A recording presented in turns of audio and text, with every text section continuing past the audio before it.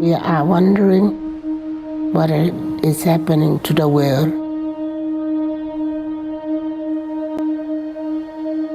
Everything is changing.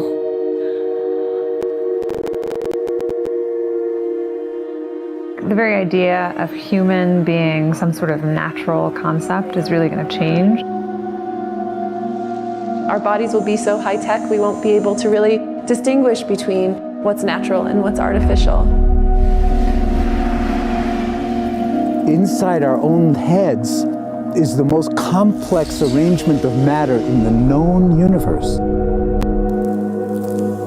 You might ask yourself, can we get to be superhumans?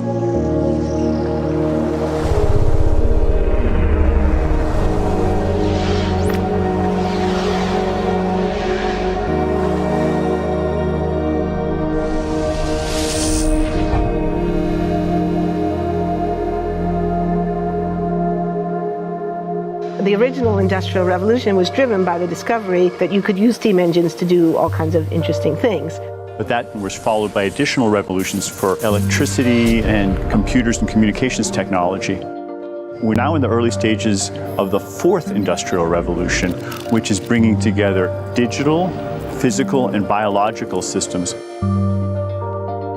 One of the features of this fourth industrial revolution is that it doesn't change what we are doing, but it changes us. With the ability to visualize brain activity, for example, through a simple consumer-based EEG device, it gives us access to ourselves in ways that we've never before thought possible. It unlocks the black box that is the brain and enables us to really, truly be able to realize an identity that is aspirational. There's now a scientific foundation for the effects of mindfulness on the brain, on the genome, on biological aging. And when the human mind does know itself, then you get the potential for a new renaissance that restructures itself in terms of our relationship to life, our relationship to the planet, our relationship to work. We need a different economic model. And by that I don't mean capitalism versus communism. What I'm talking about is a shift in the system along the lines of the two big changes that happened in the 20th century, Keynesianism, with a much greater focus on health and education and the role of government working with business, and then a reaction against that in late century to neoliberalism, where the focus was on free markets, freedom of the individual, and getting governments out of the way. We need a shift to a new system that will allow us to meet the basic needs of every human on the planet, that will live within planetary means, that will be fairer, and that will be focused as its key goal, not on growth per se, but on maximizing human well-being. And history tells us that a values shift is triggered by creation of a new story about how we want to live. I see the circular economy as something which fits very closely with mankind's goal to be innovative and creative and to always progress. We can use asset tracking, we can use IT, we can use 3D printing to enable this different economic model to recover materials, feed them back into the economy, and really to decouple growth from the resource constraints we have. The reason we live in cities is not different today than it was 10,000 years ago. Even if we have got networks connecting us, we still want to have places where we meet in person. So this means the place where we work and the place where we live are much closer to each other, a city where we don't need to have big supply chains in order to produce things, where many things can be sourced locally thanks to 3D printing and robotics. So if we're able to do something to transform cities, to make them more efficient, then the impact can be huge. Think about the prospect of getting rid of plastics. We must not only be inspired or informed by nature, but actually use natural organisms with which to design products and building parts. Only instead of varying material properties, we're varying biological functionality. Design is critical today because it's the first signal of human intention. So the question of adding quality to quantity, it isn't a matter of simply circulating things that are potentially toxic. It's circulating things that are safe and healthy for all generations. So the goal is no longer, I want to be less bad, less monotonous, less unsafe, less unjust. It's really about a diverse, safe, healthy, and just world with clean air, clean water, clean soil, clean energy.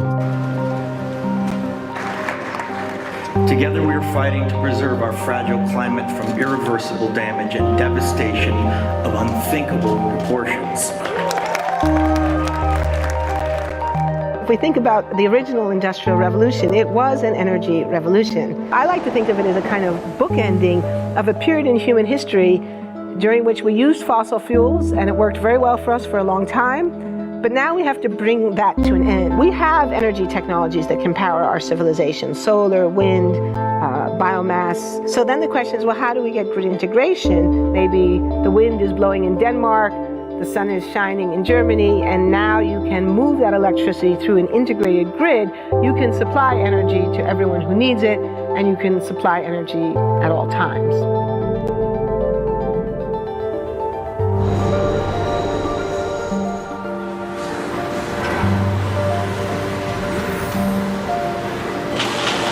Walking around, you do see different stuff as far as like the body marriage line. They use a lot of things that help them lift up and move things to the car. You just sit there and, you know, program something, and it has its own set mind to go ahead and do everything. And then as humans, we just come in and take the extra step to help the technology. It's not the cure-all for everything. There's definitely a lot of things where people perform the operation better, but certainly for the right applications, robotics are a huge improvement for the process. The prediction of 5 million jobs lost by 2020 to technology is serious, but it's not the main question. Construction, manufacturing, services, public health and education, these industries will still exist. The main question is, what will be the future of work? How will we define work? How will we share the wealth? From the viewpoint of the labor or jobs, now we really need new education or new training. We're working with a World in Motion and First Robotics, trying to encourage students from 3rd grade all the way up through the end of high school. We had students make sailboats, and then we had them race them, and so they could see how quickly they could move. And they immediately went back and started to say, oh, I saw what happened, I'm going to go change this or that. And that was 3rd graders. I just given a prize to a kid of 18 years old that has discovered something really very, very unique. Came up with how to get better productivity and better yields for seeds of corn. And so he basically came with the idea that if you would perforate these seeds, you would get more food. And you think about it and say, but he didn't go to university. So how does he get all that knowledge? And he told me, I've been watching YouTube since the age of 12, and I'm so interested that I've seen everything about it. I've read everything about it. The world is really open to learning. The thing is, how do you give the incentive to your kids to do that? It's this ability of digital technology to change outcomes, to truly empower people all over the world that can create a more equitable growth, because I think the world needs that. Fourth industrial revolution has the potential to make inequalities visible and to make them less acceptable in the future, and hopefully to gather and garner political support to take the necessary decision to reduce the gap. Humans have always been using tools, but because of the recent advances in technology, we're beginning to have machines that can augment us in all sorts of interesting ways. I was the first person in the world to be able to voluntarily move my legs while stepping in a robot by exciting the nervous system using electrical stimulators directly onto the spine. We believe that a cure will be possible if enough of the right people have the will to fast-track a cure for paralysis.